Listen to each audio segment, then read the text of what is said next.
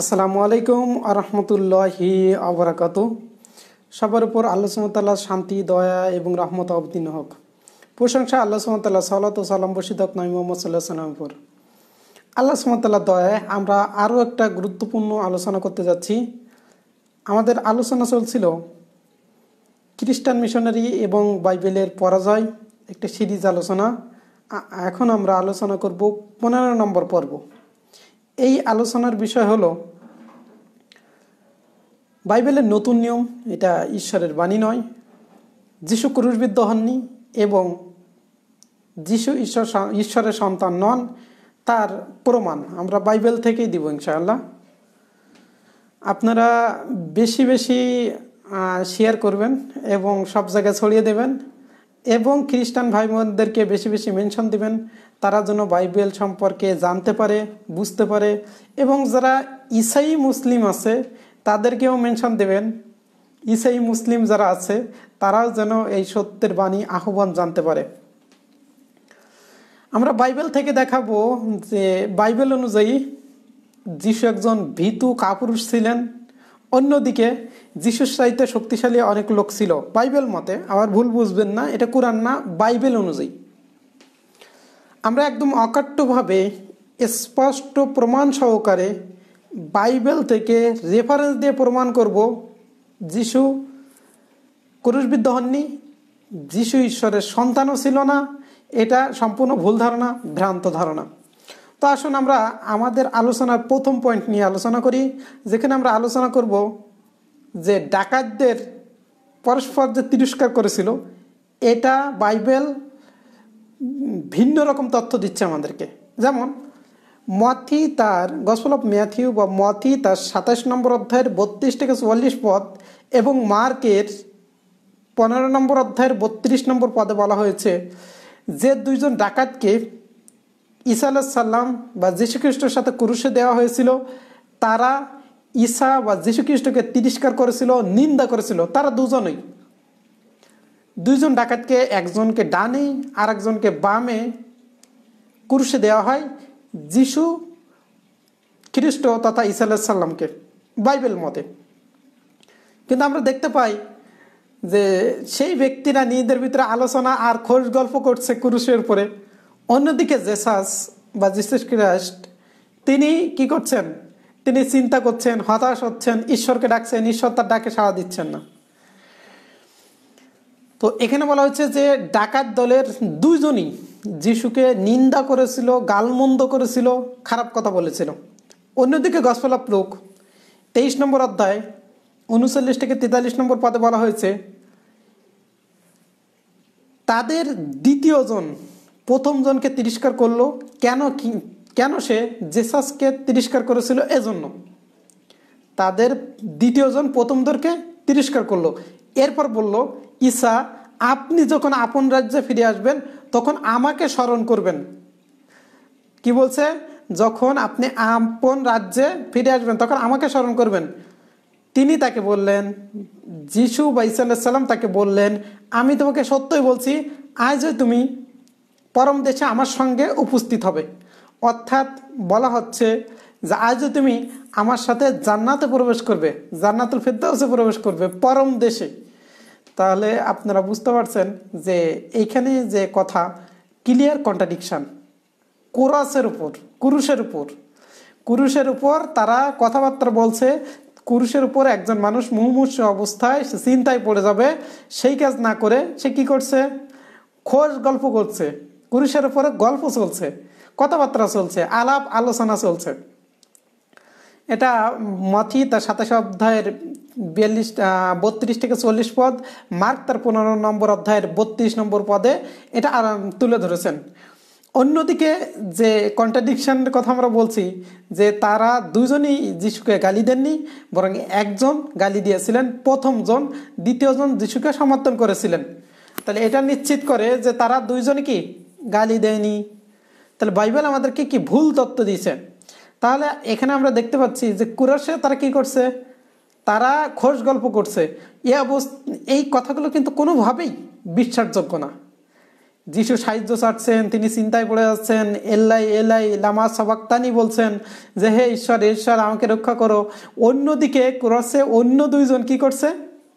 অন্য দুইজন তারা হাসি তামাশা করছে, টিটকারি করছে জিসাসকে।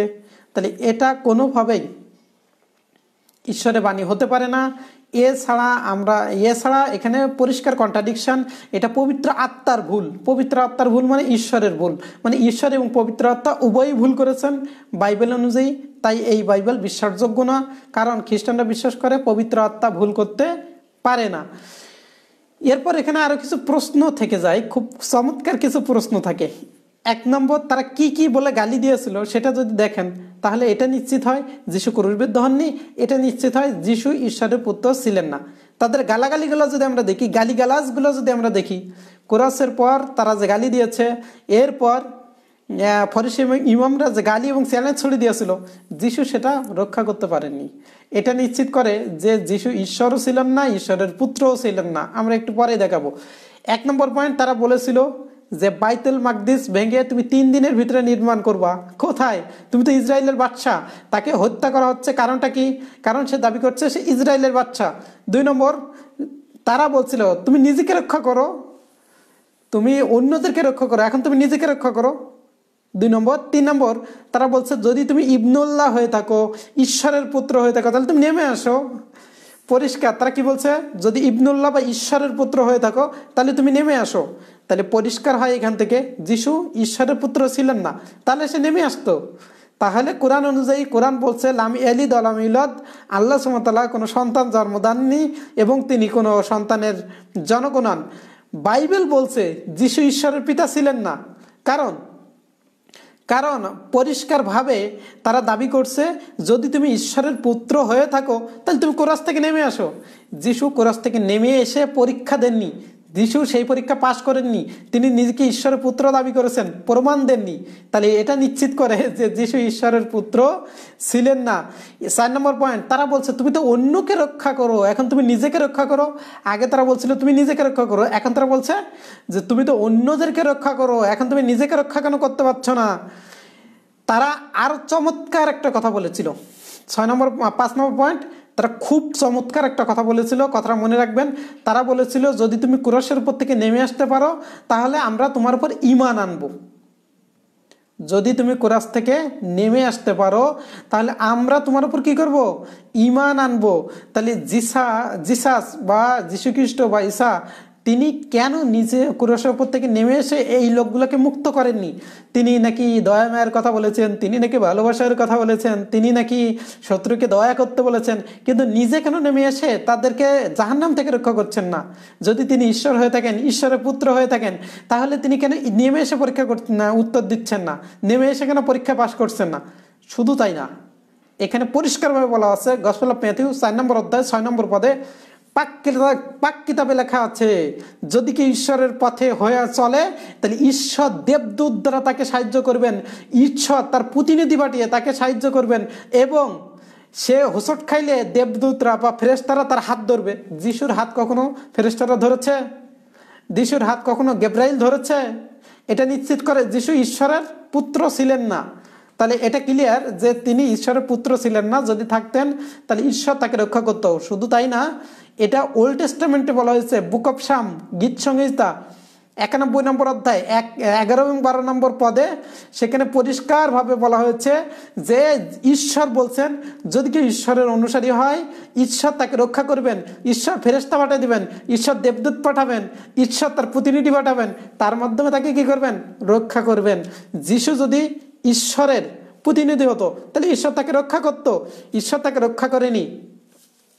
এছাড়া তারা আরো একটা বলেছিল 6 নম্বর পয়েন্ট, 6 নম্বর তারা আর বলেছিল যদি কেউ ঈশ্বরের উপর ভরসা করে, ঈশ্বরের উপর নির্ভর করে, তাহলে ঈশ্বর তাকে রক্ষা করবেন। কই, তোমাকে ঈশ্বর তো রক্ষা করছে না, তুমি ঈশ্বরকে ডাকছো, ঈশ্বর তোমার ডাকে সাড়া দিচ্ছে না, অর্থাৎ তুমি ভণ্ড মসিহ, তুমি বনি ইসরায়েলের বাদশা দাবি করেছো, তুমি ইসরায়েলের বাদশা দাবি করেছো। এজন্য তাকে ক্রুশে দেওয়া হয়েছিল। কি জন্য? কারণ সে দাবি করছে ইসরায়েলের বাদশা। কারণ হলো ক্রুশের উপরে লেখা ছিল, সে মাথার উপর টাঙ্গানো ছিল যে এই লোকের অপরাধ হলো এ নিজেকে ইসরায়েলের বাদশা দাবি করছে। ক্রুশে তিনি এই দাবি করেননি যে আমার ক্রুশের উপর বিশ্বাস করলে তোমরা সব মুক্তি পেয়ে যাবে, আমার ক্রুশের উপর তোমাদেরকে বিশ্বাস করতে হবে, তাহলে তোমরা সবাই মুক্তি পাবা, এই কথা জিসাস বলেননি। তিনি কি, তাকে কি অপরাধে মানে হত্যা করা হয়েছিল, কি অপরাধে তাকে ক্রুশে দেওয়া হয়েছিল বলে খ্রিস্টানরা বিশ্বাস করে? কি অপরাধে ভাই? অপরাধ একটাই, সে নিজেকে মসিহ দাবি করেছে। সে নিজেকে কি দাবি করেছে? সে বলেছে যে আমি ইসরায়েলের বাচ্চা, এজন্য তাকে হত্যা করা হয়েছে। এখন সে যদি সরাসরি নিচে নেমে আসতো তাহলে এত লোক তো জাহান্নামে যেত না, এত লোক, সব লোক তারপর ইমানে এনে ফেলতো। আমি আপনাদেরকে পড়ে শোনাচ্ছি, তাহলে আপনারা পরিষ্কার হবেন। গসপেল অফ ম্যাথিউ 27 নম্বর অধ্যায় 37 নম্বর পদ। তারা ক্রুশে ঈসার মাথার উপর দিকে এই দোষনামা লাগিয়ে দিল, হে ঈসা, ঈসা ইহুদীদের বাদশা। তারা দুজন ডাকাতকে ঈসার সঙ্গে ক্রুশে দিল, একজন ডাইন দিকে অন্যজন বাঁ দিকে। যেসব লোক সেই পথ দিয়ে যাচ্ছিল তারাও মাথা নেড়ে ঠাট্টা করলো। ঈশ্বরকে ঠাট্টা করা হচ্ছে, ঈশ্বরের প্রতিনিধি, তিনি ঠাট্টা করলে তো তিনি নেমে আসবেন। এখানে বলা হচ্ছে যে সেই সব লোক পথ দিয়ে যাচ্ছিল তারাও কি ঠাট্টা করে বলল, তুমি না বাইতুল মাকদিস ভেঙে 3 দিনে তৈরি করতে চেয়েছিলে? তারা জিসাসকে, যীশু খ্রিস্ট ঈসা আলাইহিস সালামকে বলছে কি, তুমি 3 দিনে নাকি বাইতুল মাকদিস তৈরি করবা, তুমি ইবনুল্লাহ বলো, তুমি ঈশ্বরের পুত্র বলো নিজেকে, তুমি ঈশ্বর বলে দাবি করো, তাহলে তুমি নিচে নেমে আসো। তারা এই কথা বলছে, তাকে টিটকারি করছে, ঠাট্টা করছে। আমি তো ভালোভাবেই বলছি, তারা টিটকারি করেছিল। প্রধান ইমামরা ও আলেমরা এবং বৃদ্ধ নেতারাও তাকে ঠাট্টা করেছিল। কারা ঠাট্টা করেছিল? প্রধান যে ইমাম ছিল তারা, এবং কারা ঠাট্টা করেছিল? আলেমরা এবং বৃদ্ধ নেতারা তাদের ঠাট্টা করে বলেছিল, ও অন্যদেরকে রক্ষা করত, নিজেকে রক্ষা করতে পারে না। তারা ঠাট্টা করছে যে ও তো অন্যদেরকে রক্ষা করত, ও অন্যদেরকে রক্ষা করে, ও তো নিজেকে রক্ষা করতে পারে না। এইভাবে তারা টিটকারি করতো। ও তো ইসরায়েলের বাচ্চা, এখন ক্রুশ থেকে নেমে আসুক। ওরা বলতো কি, ও তো ইসরায়েলের বাচ্চা, এখনো ক্রুশ থেকে নেমে আসুক। এরপর তারা আরো বললো কি, টিটকারি করছে এভাবে, তাহলে আমরা তোমার উপর ঈমান আনবো। এইভাবে তারা টিটকারি করতো। আল্লাহ, ও আল্লাহর উপর ভরসা করে, এখন যদি আল্লাহ ওর উপর খুশি থাকেন তাহলে তিনি ওকে উদ্ধার করবেন, এই কথা তারা বলছে।